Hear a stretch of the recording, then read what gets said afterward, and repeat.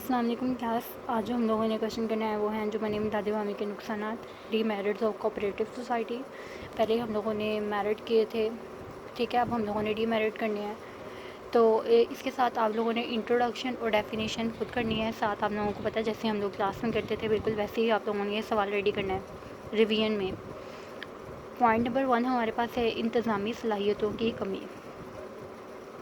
انجمن باہمی امداد کا جو کاروبار ہوتا ہے, امداد باہمی کا جو کاروبار ہوتا ہے, اس میں ممبران جو ہوتے ہیں غیر تعلیمی یافتہ ہوتے ہیں, ٹھیک ہے. ان کو کاروبار کو چلانے کے متعلق کوئی ان کے پاس صلاحیتیں نہیں ہوتی ہیں, وہ صلاحیتوں سے محروم ہوتے ہیں, جس کی وجہ سے انتظامی صلاحیتوں کا فقدان پایا جاتا ہے. کاروبار کو بہتر طریقے سے چلانے کا کوئی طریقہ نہیں ہوتا ان کے پاس, ٹھیک ہے.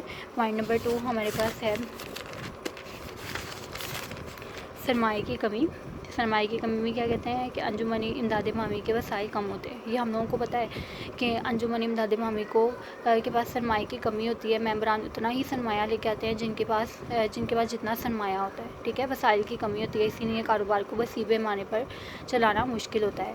آگے ہے نظم و ضبط کا فقدان. انجمن امداد باہمی کے ہر اراکین اپنے آپ کو کاروبار کا مالک تصور کرتا ہے, جس کی وجہ سے نظم و ضبط کا فقدان پایا جاتا ہے. لڑائی جھگڑا ہر وقت کاروبار میں چلتا رہتا ہے ایسے کاروبار میں, ٹھیک ہے.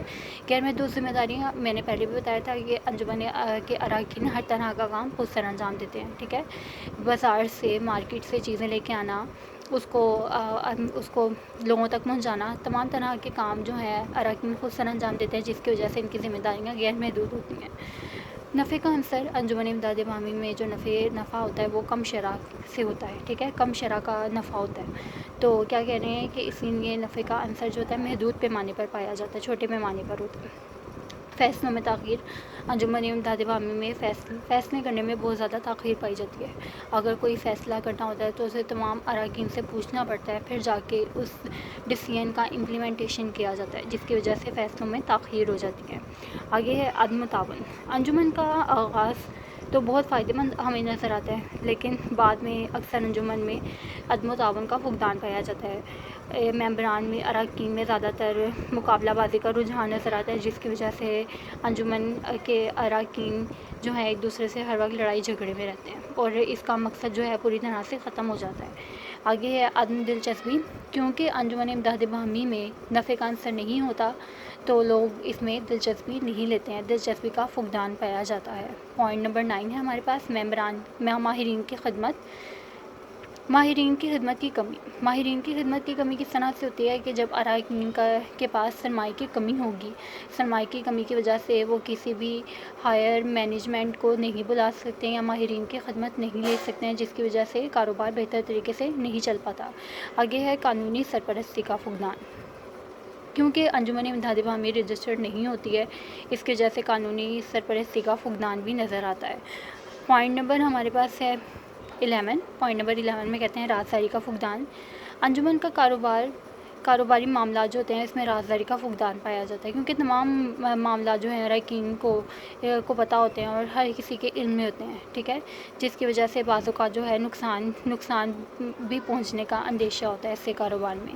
آگے ہے اعزازات کا فقدان. کیونکہ انجمن کا کاروبار چھوٹے پیمانے پر ہوتا ہے, یہاں پہ سرمایہ کی بھی کمی ہوتی ہے, ماہرین کی خدمت بھی نہیں لی جا سکتی ہے, تو یہاں پر اعزازات کا فقدان بھی پایا جا سکتا ہے, ٹھیک ہے.